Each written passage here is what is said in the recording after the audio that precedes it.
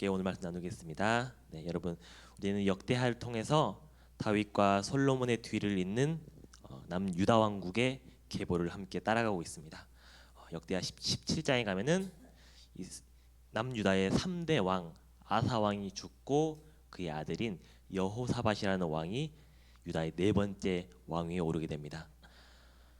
여호사밧에 대한 어떤 역사가들의 평가는 대체로 긍정적입니다. 되게 좋아요. 그는 우상을 숭배하지도 않았고, 그리고 하나님의 계명을 따르려 노력했고, 하나님께 예물을 드렸습니다. 그리고 그는 우상 숭배의 신혼지라고 할 수 있는 산당과 목상을 찍어버리고 헐어버리고, 그리고 방백들과 레위인들을 나라 곳곳으로 보내서 백성들에게 하나님의 율법책을 가르치도록 명령했다고 오늘 본문에서 기록하고 있습니다. 여호사밧이 여호와 보시기에 올바른 길로 행하니까 하나님께서는 그를 축복하시고 남유다 왕국을 견고하게 하십니다.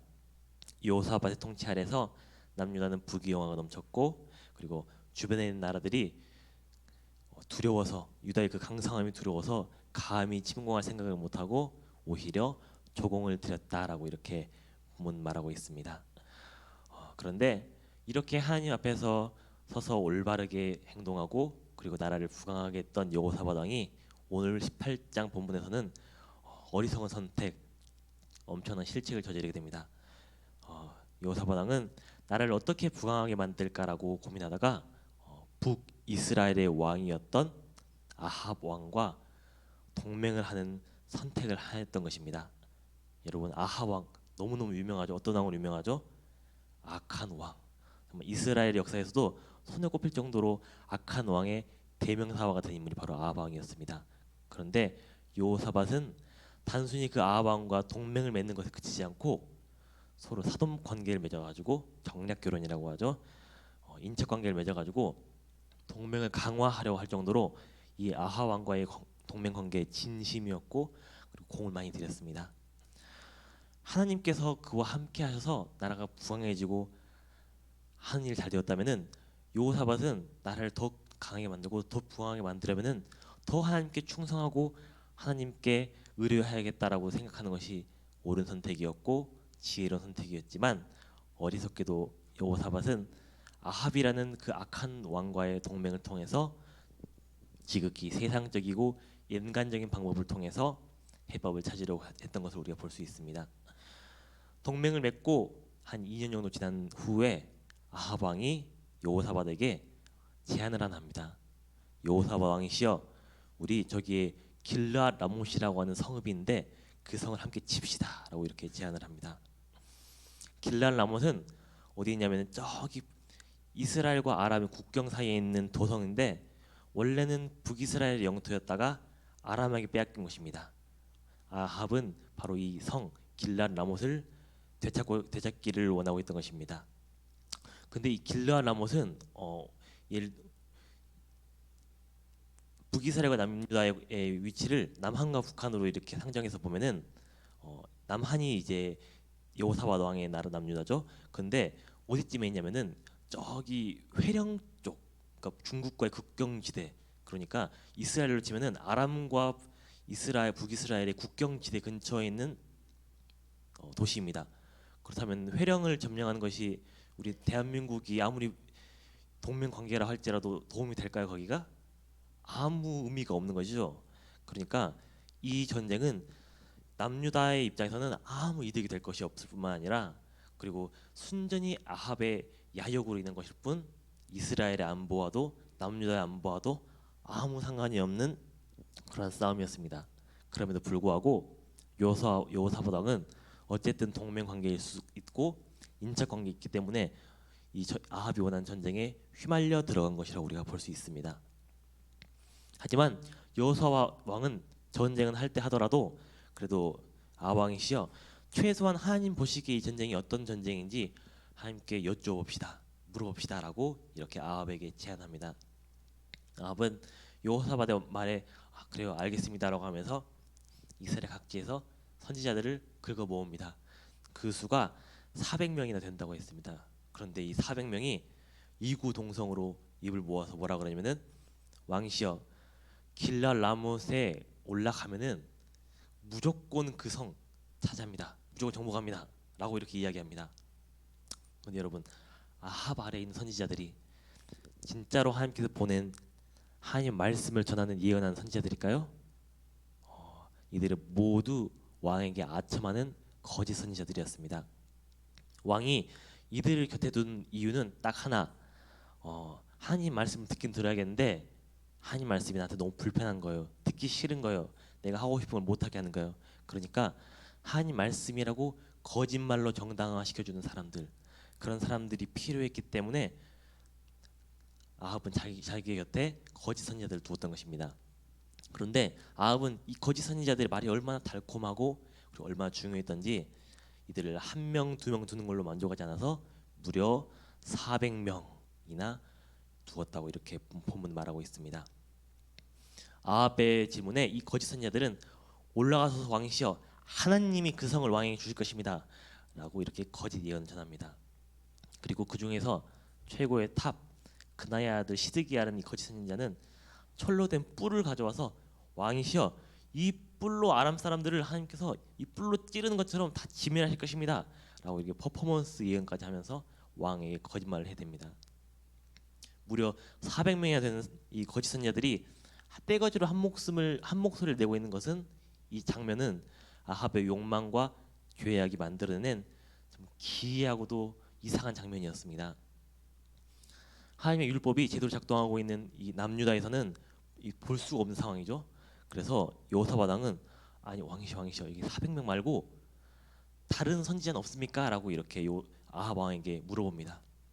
그러자 아합 왕은 여호사밧의 질문에 한 명 있긴 합니다. 그 미가야라고 하는 선지자 한 명 있는데, 근데 그 사람은 항상 내가 기분 나쁜 예언, 내가 싫어하는 예언을 자꾸 하기 때문에 내가 미워해서 안 불렀습니다라고 이렇게 이야기합니다.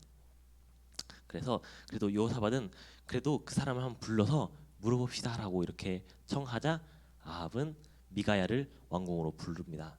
그런데 웬걸 맨날 미운 소리만 하고 듣기 싫은 소리만 하던 미가야가 다른 400명 선지자들처럼 왕이시여 올라가면은 성을 차지하고 이길 것입니다라고 이렇게 예언하는 것입니다.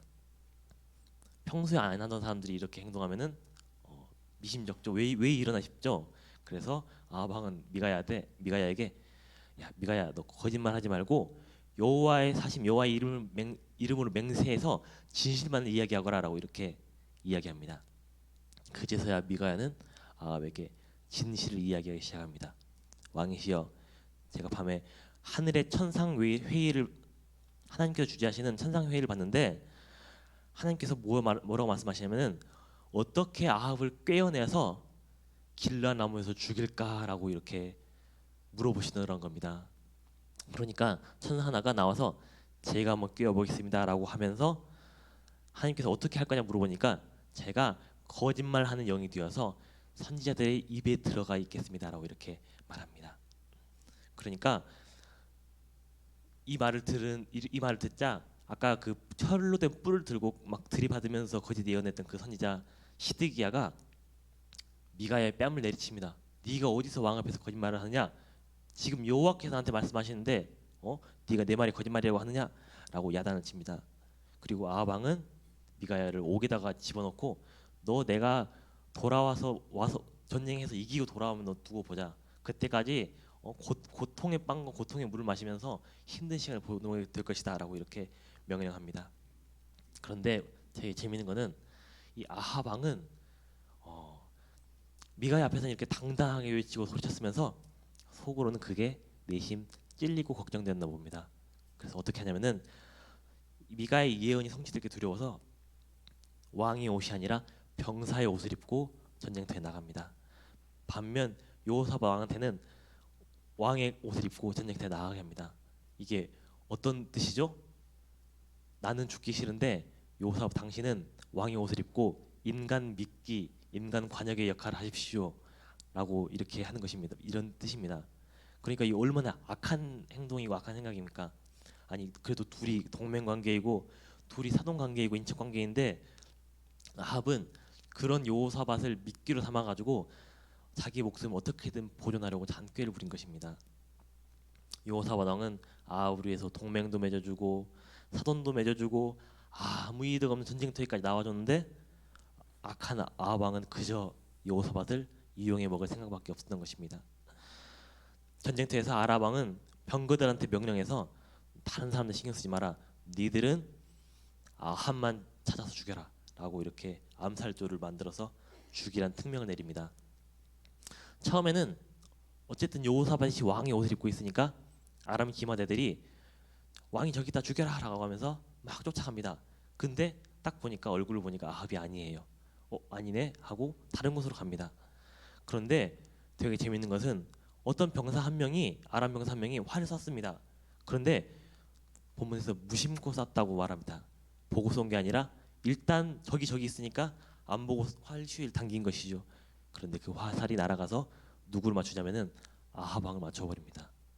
아합 왕은 화살이 맞았으니까 어떻게든 일단은 부상을 치료해야 되니까 전쟁터를 빠져나가 보려고 애를 쓰는데 싸움이 맹렬해서 저녁 때까지 멈추지 않았다고 본문 이야기하고 있습니다. 그러니까 뒤에도 사람이 있고 앞에도 사람이 있으니까 오도 가지 못하고 그 사이에 갇혀가지고 피를 줄줄줄 흘리다가 미가의 예언대로 비참한 최후를 맞이했다고 우리가 볼 수 있습니다. 여러분, 우리가 오늘 본문을 읽을 때 이 아합의 이 악한 모습, 이 어리석은 모습을 우리가 함께 볼 수 있습니다. 하지만 우리가 특히 주목해 볼 부분은 하나님 말씀을 대하는 아합의 자세입니다.